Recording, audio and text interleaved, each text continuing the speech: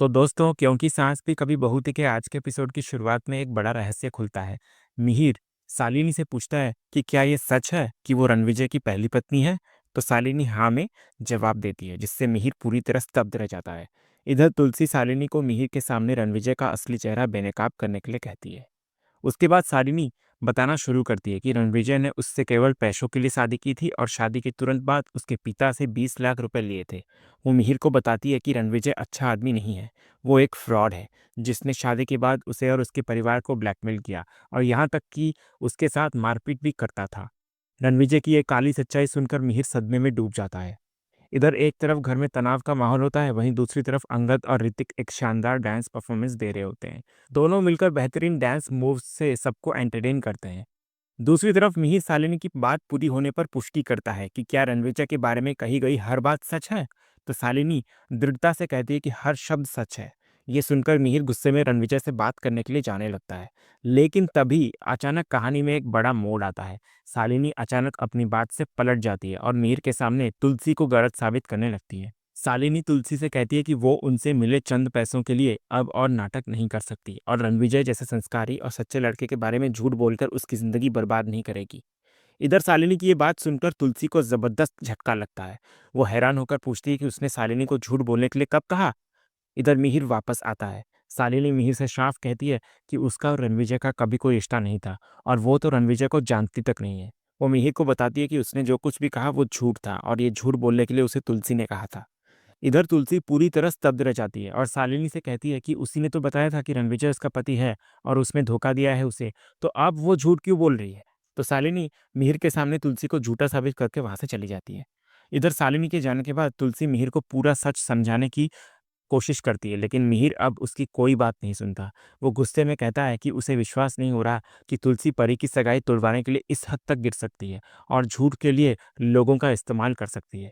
दूसरी तरफ अंगद, ऋतिक, शोभा, परी और मिताली सब साथ मिलकर डांस कर रहे होते हैं। इधर दूसरी तरफ मिहिर का गुस्सा तुलसी पर फूट पड़ता है। वो भड़कते हुए पूछता है कि क्या वो वही तुलसी है जिसने कभी सच्चाई के लिए अपने बेटे को गोली मार दी थी और आज अपने झूठ को सच साबित करने के लिए दूसरों से झूठ बुलवा रही है। मिहिर का विश्वास तुलसी से पूरी तरह उड़ जाता है। फिर मिहिर गुस्से में कहता है कि परी हमेशा सही कहती थी कि तुलसी उसे अपना सगा नहीं मानती, वरना वो परी की खुशियां उजाड़ने के लिए इस तरह का ड्रामा नहीं करती। फिर मिहिर भावुक होकर कहता है कि वो हमेशा सबसे कहा करता था कि अगर माँ हो तो तुलसी जैसी हो, लेकिन अब वो कहेगा कि तुलसी जैसी माँ किसी को ना हो। फिर मिहिर पूछता है कि क्या कोई माँ अपने बच्चों की जिंदगी बर्बाद करके उनकी दुश्मन बन जाती है। मिहिर सवाल करता है कि तुलसी परी को खुश क्यों नहीं देख सकती और उसे रणविजय तथा परी से क्या दुश्मनी है। तो तुलसी मिहिर से गिड़गिड़ाकर कहती है कि वो उसकी बातों पर यकीन करे, उसने जो भी कहा वो बिल्कुल सच था। लेकिन मिहिर तंज कसते हुए कहता है कि वो कितनी सच्ची है ये तो अभी अभी शालिनी बता कर रही है। मिहिर बोलता है कि शालिनी की पहली बात सुनकर वो गुस्से में रणविजय का क्या हाल कर बैठता। अच्छा हुआ कि शालिनी ज्यादा देर तक झूठ का नाटक नहीं कर पाई और उसने कबूल कर लिया कि तुलसी ने उसे झूठ बोलने के लिए कहा था। इधर तुलसी बार बार मिहिर को समझाने की कोशिश करती है कि शालिनी अपनी बात से पलट गई है, जबकि उसने खुद बताया था कि रणविजय उसे मारता पीटता था। लेकिन मिहिर अब कुछ भी सुनने को तैयार नहीं होता। वो गुस्से में तुलसी को कहता है कि उसकी सच्चाई अब सामने आ चुकी है और वो अब और ड्रामा ना करे। मिहिर कहता है कि परी के साथ तुलसी ने जो पहले किया उसके बाद उसने खुद को बहुत संभाला, लेकिन आज उसने जो किया है उसकी माफी उसे कभी नहीं मिल सकती। जब तुलसी एक बार और अपनी बात सुनने को कहती है तो मिहिर गुस्से से चिल्लाता है कि अब उसे ना तो उसकी कोई बात सुननी है और ना ही उसका चेहरा देखना है। मिहिर भयंकर नाराजगी के साथ वहां से चला जाता है। दूसरी तरफ रणविजय और परी चुपचाप शालिनी को वीरानी हाउस से बाहर जाते हुए देखते हैं। इसके बाद हमें एक फ्लैशबैक दिखाया जाता है जिससे पता चलता है कि ये सब एक सोची समझी साजिश थी। परी ने तुलसी और ऋतिक की बातचीत छिपकर सुन ली थी और तुरंत रणविजय को फोन करके आगाह कर दिया था कि उसकी माँ शालिनी से मिलने वाली है। रणविजय परी से कहता है कि उनकी शादी हर हाल में होकर रहेगी, चाहे उसकी माँ कुछ भी कर ले। इधर रणविजय तुरंत शालिनी को फोन करता है और उसे डराता धमकाता है। वो शालिनी से कहता है कि अगर वो चाहती है कि वो हमेशा के लिए उसका पीछा छोड़ दे तो उसे वही करना होगा जो वो कहेगा, यानी कि मिहिर के सामने तुलसी को झूठा साबित करके अपना बयान बदलना होगा। इस तरह ये पता चलता है कि मिहिर का गुस्सा बेवजह नहीं था, बल्कि वो रणविजय और परी की साजिश का शिकार हो गया है। इसके बाद परी जीत की मुस्कान लेकर रणविजय को कहती है कि उसने तो अपनी शातिर चाल से पूरी बाजी ही पलट दी और उसके पापा के नज़रों के सामने उसके माँ को ही बुरा बना दिया। फिर वो रणविजय की तारीफ करती है कि कैसे उसने सब कुछ अपने हक में कर लिया। लेकिन जहाँ एक तरफ साजिश कामयाब हो रही होती है, वहीं दूसरी तरफ एक सच सामने आने वाला होता है।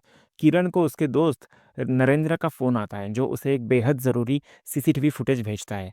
ये फुटेज उसी दिन की होती है, जब उसके भाई मिहिर के जूस में नशीली दवाई मिलाई गई थी।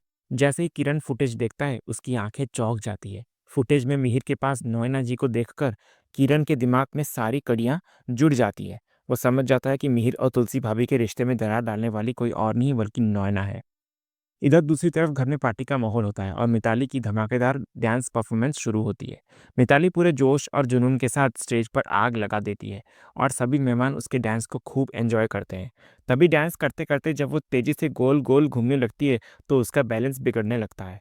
ये देखकर अंगद मजाक में नौना से कहता है कि समझ नहीं आ रहा है, ये मिताली है या उस पर बंटू का साया आ गया है। इसके बाद अंगद दौड़कर मिताली को संभालता है और सब लोग उसकी शानदार परफॉर्मेंस के लिए तालियां बजाते हुए नजर आते हैं। दूसरी तरफ खुशियों की इस माहौल के बीच एक दिल तोड़ने वाला पल आता है। मिहिर परी और रणविजय की सगाई की घोषणा करता है। उसके बाद रणविजय और परी दोनों एक दूसरे को अंगूठी पहनाते हैं।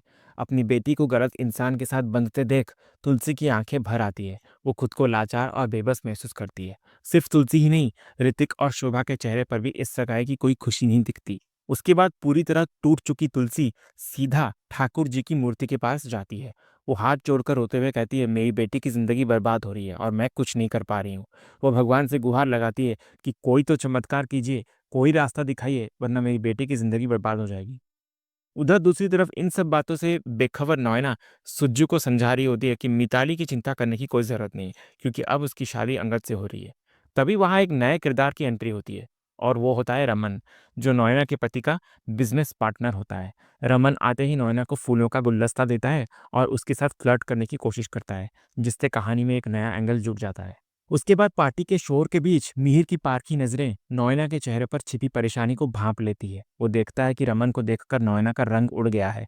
मिहिर उसके पास पहुंचता है और नॉयना मजबूरी में रमन का परिचय मिहिर से करवाती है। उसे अपना पुराना दोस्त और बिजनेस पार्टनर बताती है। इसके बाद वो सुज्जू को लेकर वहां से निकल जाती है, जैसे कि वो इस परिस्थिति से बचना चाहती हो।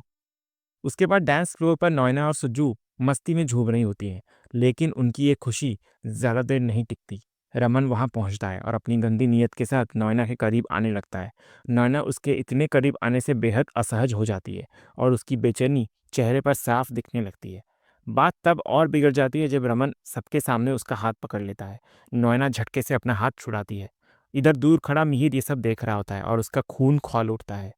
और फिर मिहिर खुद को रोक नहीं पाता। वो सीधा डांस फ्लोर पर जाता है और नॉयना को रमन के चंगुल से निकालकर अपने साथ एक कोने में ले आता है।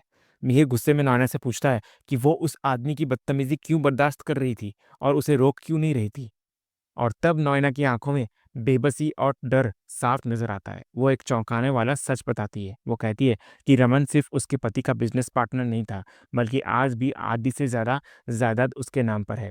फिर नॉयना खुलासा करती है कि वो इसी रमन से बचने के लिए अमेरिका से भारत आई थी, इस उम्मीद में कि वो उसे भूल जाएगा, लेकिन वो उसका पीछा करते हुए यहाँ भी आ गया। नॉयना टूटते हुए कहती है कि रमन उससे शादी करना चाहता है और उसके पीछे पड़ा हुआ है। जब तक वो अपनी जायदाद उससे वापस नहीं ले लेती, तब तक उसके हाथ बंधे हुए हैं और वो उसे कुछ नहीं बोल सकती।